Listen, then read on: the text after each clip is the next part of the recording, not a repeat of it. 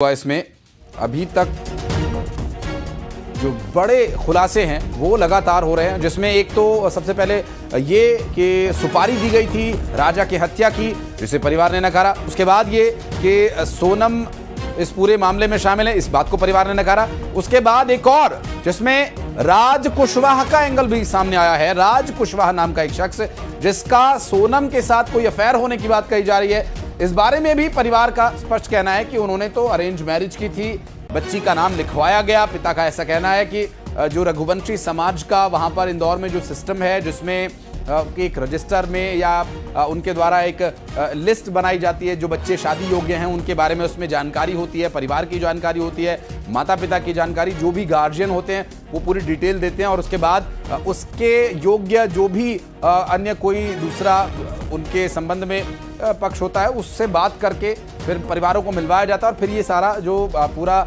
शादी का कार्यक्रम था आयोजित किया गया और बाकायदा परिवार से परिवार मिला और राजा से सोनम की मुलाकात करवाई गई और फिर ये शादी हुई। सभी खुश थे और ऐसी कोई बात है नहीं।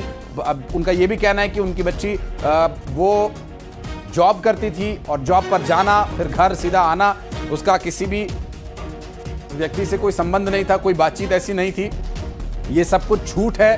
पुलिस पूरे थाने की जांच होनी चाहिए मेघालय में, जहां पर शिलांग में ये मामला दर्ज हुआ है। और सोनम की माता जी ने क्या कुछ कहा ये भी आपको सुनवाते हैं। अभी तक आप सुन रहे थे उनके पिता को, अब उनकी माता संगीता ने क्या कुछ कहा ये सुनवाते हैं। धन्यवाद है जो मिल गई है, तो लेकिन क्या ये तो वो भी दुख है और ये भी दुख है। अभी तो राजा के कातिल का भी पता पड़े। अब दुख तो है, मिल भी गई है तो भी हमको तो दुख ही है, छोरा चला गया तो बस धन्यवाद मिल गई तो। गोविंद भैया ने कुछ बताया किस तरह से सूचना आई आप तक?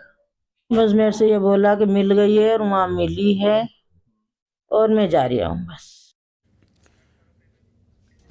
तो परिवार की तरफ से जो प्रतिक्रियाएं सामने आ रही हैं वो तो हम आप तक पहुंचा ही रहे हैं। साथ ही संबंध में जो संबंधित अधिकारी हैं, सरकार में जो मंत्री हैं, उन सभी से बातचीत हम कर रहे हैं और लगातार इस पूरी खबर पर शुरू से बने हुए हमारे सहयोगी मिथिलेश इस वक्त हमारे साथ जुड़ गए।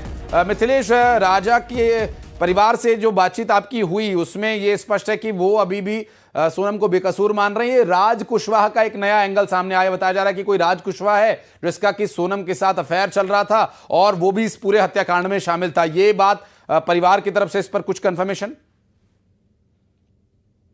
बहुत बड़ी जानकारी इस वक्त की, इस पूरे हत्याकांड का मास्टरमाइंड राज कुशवाहा है, जो सोनम का बॉयफ्रेंड है।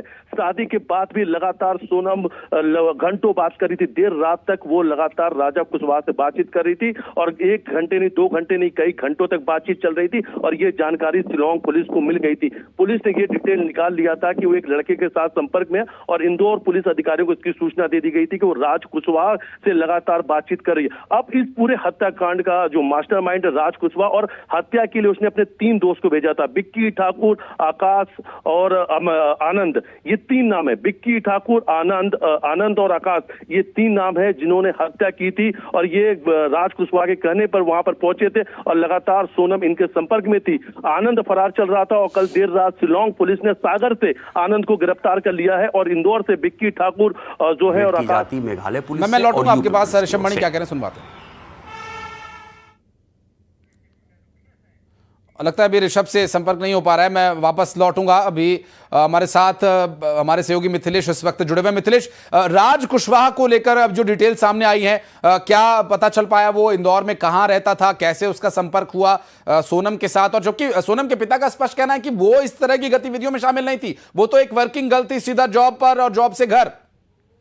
देखिए, राज कुशवाहा के बारे में बड़ी जानकारी आ चुकी है सामने। इंदौर के पुलिस अधिकारियों ने भी इसकी पुष्टि की है और राज कुशवाहा जो है इंदौर के मरी माता के पास रहने वाला है।